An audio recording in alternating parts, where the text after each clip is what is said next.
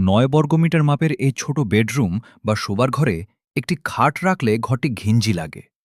তাই ওয়ার্ড্রোব বা জামাকাপড় রাখার আলমারি ব্যবহারের বাড়তি জায়গা পাওয়া প্রায় অসম্ভব হয়ে পড়ে।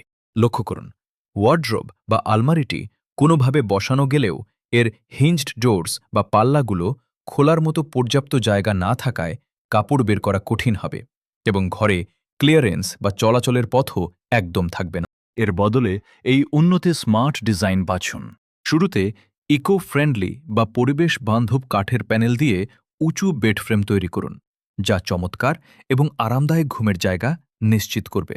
বেডের নিচে স্টোরেজ অর্থাৎ মালপত্র রাখার জায়গা তৈরি করুন, যাতে লেপ, কম্বল এবং অন্যান্য মৌসুমী জিনিসপত্র সহজেই রাখা যায়। উভয় দিকে ওয়ার্ডরোব অর্থাৎ আলমারি বসান, যাতে জামাকাপড় ঝোলানো এবং বড় জিনিসপত্র রাখার মতো যথেষ্ট জায়গা বা স্পেস পাওয়া যায়। সহজে সব বের করতে ফোল্ডিং ডোর বা ভাঁজ করা দরজাটি লাগিয়ে নিন।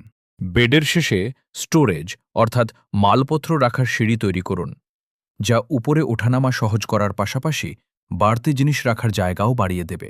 এগুলোর উপর কুশন বা নরম গদি সাজিয়ে আপনি আরামদায়ক বসার জায়গা তৈরি করতে পারেন।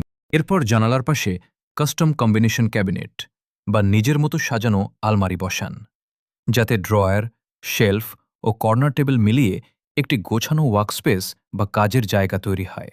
সাধারণ ওয়াল মাউন্টেড এয়ার কন্ডিশনারের বদলে ছাদের ভেতর লুকানো কনসিল্ড এসি লাগান। এতে আপনার ঘরের দেয়াল খালি থাকবে এবং ঘরটি দেখতে আরও বড় ও পরিচ্ছন্ন লাগবে। সবশেষে নিচে আরও একটি কাস্টম ক্যাবিনেট বা বিশেষ আলমারি গড়ুন, যেখানে একদিকে লম্বা পোশাক ঝোলানোর ব্যবস্থা এবং অন্য পাশে বই রাখার সেলফ বা তাক থাকবে। এই ধরনের নিখুঁত প্ল্যানিং করলে খুব ছোট একটি বেডরুমও বেশ বড় এবং সুসংগঠিত মনে হবে।